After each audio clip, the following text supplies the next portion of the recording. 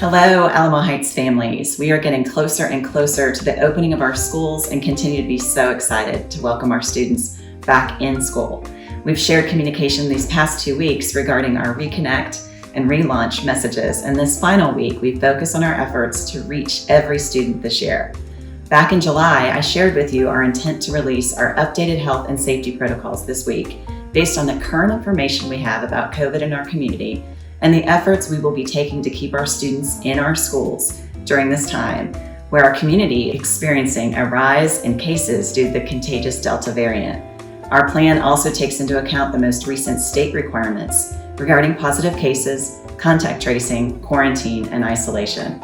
I would remind you that our procedures are based on the information and guidance we have to date and will continue to be refined and updated.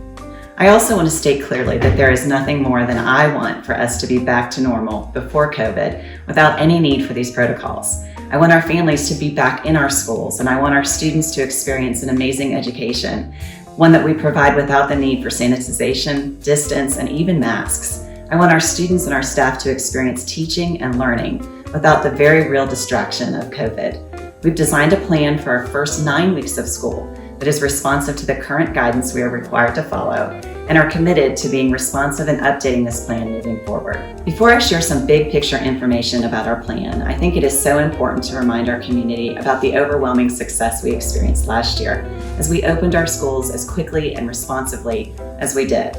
We continue to experience that success throughout the entire school year and keeping our schools open all year long to our students for learning. Over the course of the entire year, the vast majority of our students were able to be in-person learning due to the thoughtful plan that clearly prevented the spread of the virus on our campuses. This year, our challenge is a bit different because of some of the changes in the guidance from the Texas Education Agency, TEA. Specifically, schools no longer have the option of offering families an option for a remote platform and a face-to-face platform. And although the CDC recommends the wearing of masks in school buildings and classrooms, the governor's executive order precludes masking as a uniform layer of prevention, stating that schools may not require the wearing of masks. Our goal is to provide you all with the information related to the most recent guidance from TEA and the Texas Department of Health Services, and to help you understand what that means for our campus operating procedures. Parents will have choices to make, and they will make important decisions about whether or not their child wears a mask indoors and whether or not their child will get the vaccine. And we strongly recommend that you consult with your pediatrician if you have questions. Our goal is to provide you with all the information about our Alamo Heights ISD procedures and protocols to help you make the most informed decision while extending our entire community grace in the decisions that they make for their families. Here's what we know today.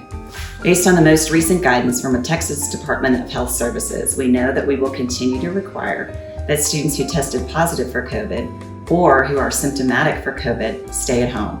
There is no better way to mitigate the spread of this virus than to stay home when symptomatic. Students who present symptoms on campus will be required to isolate or to show a negative test for COVID before returning to school, as per the latest Texas Department of Health guidance. We will also contact trace close contact exposure to positive cases as they present on our campus, and families will be notified of their recommendation to quarantine. According to TA guidance, close contact exposures are not required to quarantine this year. Additional guidance tells us students who are vaccinated or wear masks will not be recommended to quarantine if they are in contact with an active COVID case.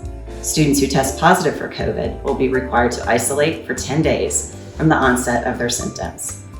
In Alamo Heights ISD, we continue our commitment to help mitigate the spread of the virus on our campus, and most importantly, to keep our students and staff in school learning and growing without the need for quarantine or isolation.